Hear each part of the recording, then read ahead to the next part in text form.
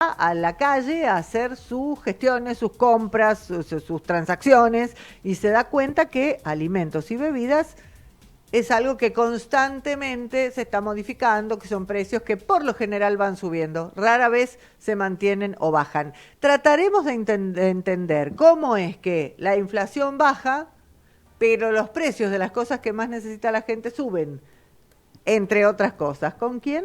Bueno, está Mariano Cáceres del otro lado, a quien nos saludamos, economista, que nos ayuda a interpretar todos estos temas. Mariano, Marcela, Tole, acá en la 1020, ¿cómo estás? Buenos días. Buen día, ¿cómo están? Y acá evaluando un poquitito a ver cómo va a venir la mano el mes que viene con inflación también, ¿eh? ¿Por qué nos haces esa advertencia sobre el próximo mes? Y porque hay que ver en la práctica si hemos llegado a algún techo de la inercialidad que tiene la inflación, es decir, che, dos, ¿se puede romper?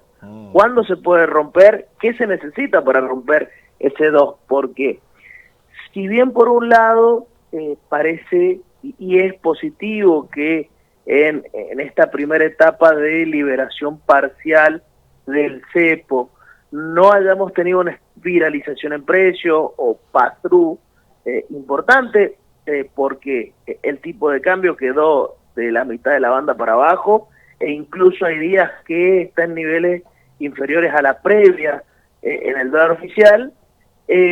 También tenemos que tener en cuenta que hay una dinámica que tenemos todos, en donde se sigue remarcando, se siguen subiendo los precios, por lo menos en algún nivel inercial, es decir, bueno, todos los meses por las dudas, uno le subo, y bueno, hay que ver cómo se rompe ese nivel psicológico, y parecería ser que empiezan a probarse o a testearse dos cosas. Número uno, que ¿es solo un fenómeno monetario la inflación, que es lo que sostienen desde el gobierno, o hay algunos factores extra que influyen? Entonces, en ese sentido, si decimos, che, no hay más pesos, se acabaron los pesos, volvimos a tener promesas en cuanto entre 18 y 24 meses se va a acabar la inflación, es decir, el presidente le puso fecha de función para el año que viene, pero si recordamos también es un discurso que habíamos escuchado el año pasado. Entonces, en ese sentido, ¿qué es lo que uno empieza a analizar? Buenísimo, no tuvimos un 5 de inflación mensual, que era aproximadamente lo que se esperaba con una salida del cepo. Ahora, el 2.8, ¿es bueno o es malo? Y hay que evaluarlo no en términos comparativos con un 25 después de una devaluación monstruosa, sino en términos de, che, ¿cómo está la canasta alimentaria? ¿Cómo están los niveles de consumo? ¿Cómo viene la actividad de determinados sectores? Ustedes nos han enseñado, ustedes digo los economistas, que inflación no es solo precios. El índice de Exacto. precios es una cosa, la inflación no está atada solamente al tema de los precios, que es lo que por ahí creemos la mayoría de los mortales que somos legos en materia económica. Ahora, ¿cuál es el criterio de medición? ¿El gobierno mide ese índice de precios de determinada manera para que el número le termine dando favorable a la postal que nos quieren mostrar? A ver, no ha habido cambios en la práctica en la canasta. Se critica eso porque hay factores, sobre todo en lo que pesan hoy los servicios en nuestro ingreso personal, que terminan afectando un poco más. Pero en la práctica no ha habido modificaciones. No podemos decir, che, lo están tocando, o por lo menos no hay información pública disponible o evidente que permita decir, che, lo están tocando. El único precio que sí están tocando en la economía es el del dólar. Independientemente de que hemos salido del cepo, el Banco Central no sale a intervenir directamente en el spot, es decir, en la compra y venta diaria, pero sí ha salido a intervenir en el mercado de futuro para moderar las expectativas. Entonces, en ese sentido, hay alguna cierta intervención para moderar expectativas y para tratar de mantener planchado el tipo de cambio a efectos de ser competitivo en temas electorales. Es decir, esto puede ser una dinámica que a corto plazo uno diga, ok, la verdad que con una inflación del 2,8, que es alta, en términos globales es alta, hay países que tienen esa inflación anual, te diría, che, la atrasemos lo más posible o contengamos un poco lo más posible hasta llegar a las elecciones. En ese sentido, el tipo de cambio es la principal herramienta. Y en parte de eso, de dónde vemos esa situación, y vemos que el litro de combustible sale $1.20, $1.30, vemos que ir a tomar un café acá en la Plaza San Juan sale lo mismo en dólares que ir a tomarlo en París. Che, es porque San Juan es menos que París, y por lo menos por zona turística, desgraciadamente somos un poco menos, un poquito menos que París, que París. Pero en ese sentido, una de las herramientas que ha usado el gobierno y viene usando y va a usar de cara a las elecciones, no es el único gobierno que lo hace, lo han hecho todos, pero a ver, ahí va en más de lo mismo, es decir, que atraso el tipo de cambio para contener los precios, y si contengo los precios, después veo qué hago después de las elecciones para ganarme un par de por otro. Entonces, en ese sentido, es bueno que la inflación no esté corriendo al 6, al 8, al 12, pero hay algunas cosas a tener en cuenta para no llevarnos sorpresa después. Mariano, lo que veo y que parece que le va a rendir al gobierno es la variación en el tipo de canasta, ¿no? La canasta básica total, va variando muy poco, y esto le va a dar un margen para entender cuando cierren los datos de pobreza también, ¿no? Ese es un elemento que lo va a volver a poner de manifiesto el gobierno. Y si esto, a ver, se está planteando, y si en la realidad es así, obviamente que nos alegramos, nos festejamos, pero sí nos alegramos si esto es así. Sería un número en favor, la variación de la canasta, que hace que familias que estaban así sumergidas en la indigencia o en la pobreza puedan salir de allí. En eso también, a ver, son números, si se define eso, uno lo sigue. La pregunta es, ¿cuán representativo de la realidad terminan siendo? Porque una familia de 4 integrantes que tiene que alquilar con $1.000.000, yo no sé si en la provincia puede tener un nivel de vida razonable.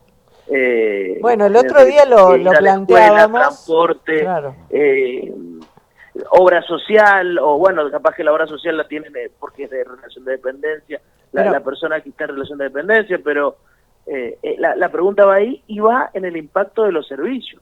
Ojo, las tarifas hoy pesan mucho más en la canasta que lo que pesaban antes. Che, capaz que es lo que corresponde y estábamos mal acostumbrados, puede ser, pero ese efecto no está demostrado hoy en alguna de las variaciones. Por un lado, el tema de la quita de los subsidios, que ha hecho que ese número en la tarifa de electricidad y de gas sea gravitante en la economía de una familia. Por otro lado, un elemento que hasta hace, 15 años le pongo, en una de esas me estoy yendo muy lejos, era un artículo de lujo o un servicio de lujo como la tecnología, el acceso a la tecnología. Hoy prácticamente todo el mundo necesita tener un recurso que le permita acceder a Internet para estudiar, para trabajar. Digo, dejó de ser una cuestión, si tengo ganas me doy el gusto de. Muchas veces es una necesidad. Básico. Claro. Es un servicio básico. Y todo eso, capaz que son discusiones un poco más técnicas, y irlas elevando para buscarle el punto. Creo yo que si hay que dar una opinión es que es bueno que haya sido 2,8 y no 5, pero ojo que hay algunas cosas que están atadas con alambre, y eso puede hacer que nadie se sorprenda si cuando existe una eventual liberación del cepo real, es decir, que las empresas puedan acceder al dólar sin tener restricciones cruzadas, pudiendo importar lo que quieran, transferir al exterior, etcétera, no veamos algún sobresalto y digamos, uy, qué sorpresa. Es decir, que esto está parte de la estrategia, uno lo entiende y bueno, la comprará o no, pero en ese sentido, gran parte de esto es tratar de contener el dólar. ¿bien? Va en ese sentido y el atazo del tipo de cambio es evidente y uno lo puede ver como un mortal de a pie sin haber estudiado economía diciendo, che, qué barato que sigue siendo ir a hacer un tour de compra a Chile antes de que comprar en el comercio local, fuera de que pueden haber alguna cuestión con los impuestos, la logística, etcétera.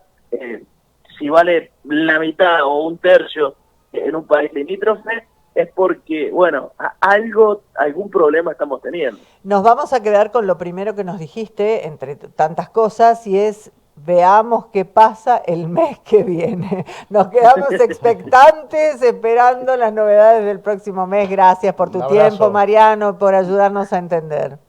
Saludos y saludos a la audiencia. Hasta luego. El economista Mariano Cáceres dándonos su apreciación sobre este dato, este número que emitió ayer el INDEC y que es la medida de la inflación del cuarto mes del año, 2,8%. Si te parece, repasamos rápidamente. El mensual de abril fue del 2,8%. El primer cuatrimestre del año, es decir, lo acumulado de la inflación, ha marcado un 11,6%. Esto es importante mirarlo porque es lo que llevamos acumulado de inflación en este año, en estos primeros 4 meses, enero, febrero, marzo y abril, porque obviamente que tiene mucho que ver con el tema de paritarias, ¿no? Los acuerdos paritarios para cada uno de los sectores. Es decir, en el año ya tenemos de inflación un 11,6%.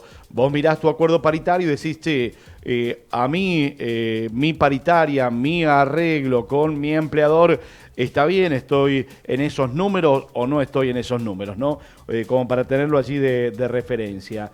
Interanual, es decir, medir de abril del año pasado a abril de este año, estamos en un 47,3% en relación a esto. Los rubros que más subieron, restaurantes y hoteles, que trepó al 4,1%, recreación y cultura un 4%, lo decíamos, alimentos y bebidas no alcohólicas un 2,9%, y los rubros que menos subieron, según el INDEC, es transporte 1,7% y equipamiento y mantenimiento del hogar un 0,9%. Ese es el dato. También el otro dato que duele, pero que le sirve al gobierno como para marcar los parámetros, es la canasta básica, ¿no? Para considerar esto, ¿cuántos necesito para no ser pobre? ¿Con cuánto soy pobre o con cuánto soy indigente, ¿no? Un número que marca una condición social de los argentinos.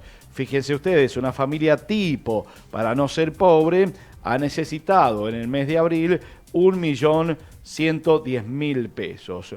Una familia tipo, papá, mamá o 2 adultos y 2 menores, esa familia tipo, para no ser indigente, necesitó tener al menos algo más de 500.000 pesos por mes.